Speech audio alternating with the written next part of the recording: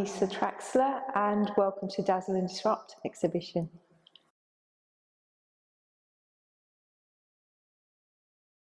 So when I think back to the first developed works for Dazzle Disrupt, I guess what I've got to do is think about the fact in my art practice, my paintings and sculptures often recall the schemes of earlier works. So, and I find this encourages this sort of an interpretation and further possibilities.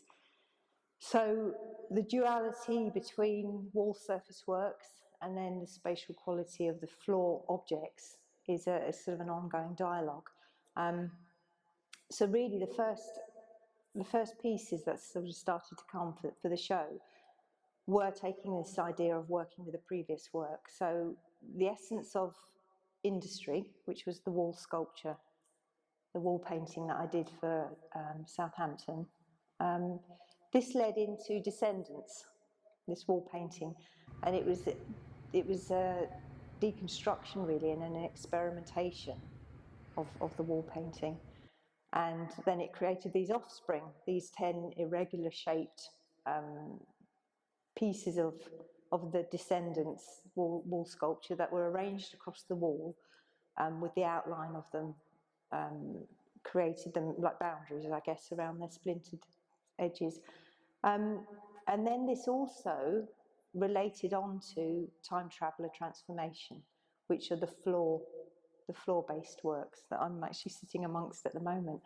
And it was, the idea was taking Descendants then back off the wall and reassembling them into further shapes to create these slotted hand-painted sculptures that we're sitting amongst.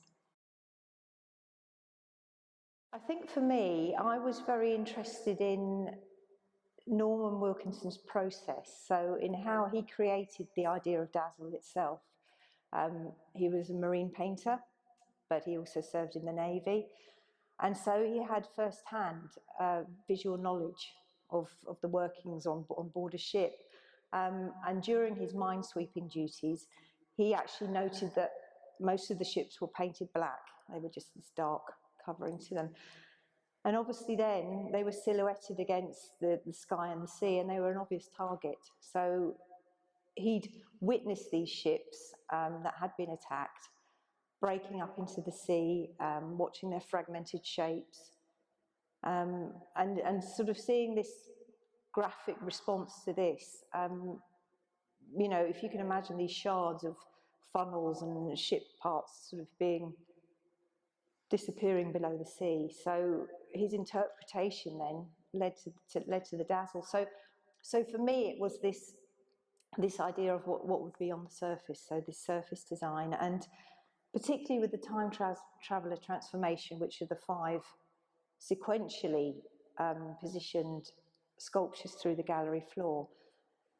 They are highlighting the different Dazzle palettes that you would have had. So they start from one end, which is the Admiralty Dark Disruptive, and that would have been in the Mediterranean, and then move on to the Western approaches in the home waters, and then they go on to the Admiralty Light Disruptive and also the Icelandic escort duties towards the back of the gallery. So if you watch the colours between the shapes going through, they're actually changing from a dark tone to a light tone. So I was quite interested in that. You can't believe how exciting it is to have installed this show with the delay we had, and then obviously the lockdowns, and just the incredible year that we've just had. So to actually have the work finished and then be able to install it in the show, I'm really excited. But I think what else is important to remember about the show is it fills key art, so it's actually on every level, and I think there's so much there to it then as well. So within the Claydon Gallery, you've got the research, which is it's fantastic. So if you know nothing about Dazzle, you can come and just really get all that information, and the historical side of it is really interesting.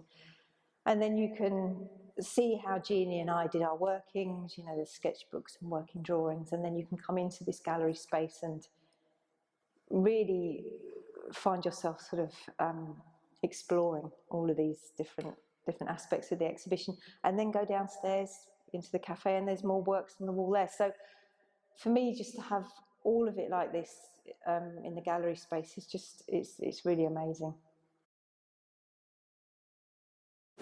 I think my main thing about how I'd like the audience to respond is just to come and investigate. Come and investigate. The subject matter is just, it's so interesting. It's part of our heritage. It's fascinating.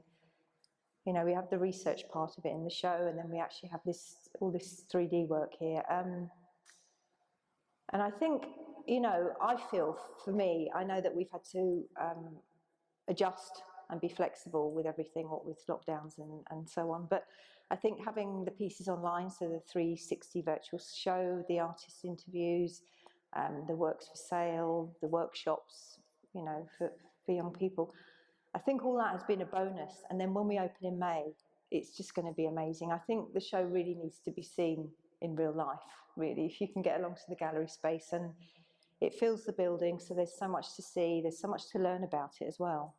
It will be a real treat. So if you can make it, it's worth it.